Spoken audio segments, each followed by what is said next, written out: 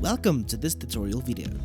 The goal of this video is to show you how to create new categories in the GoodX Web App.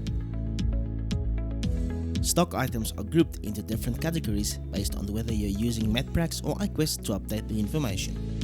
With MedPractice, you'll find the materials and medicine categories, while with iQuest, everything falls under one category, which is ethicals and surgicals. In this video, we will start on the stock setup screen.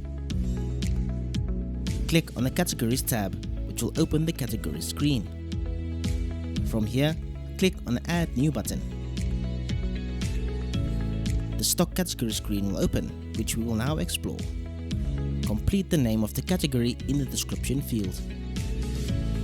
Click on the identifier field and complete with the applicable identifier to be used.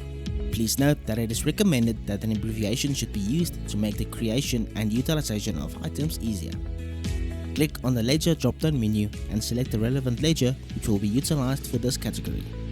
Please be aware that the ledger will determine the destination where the stock will be posted upon receipt.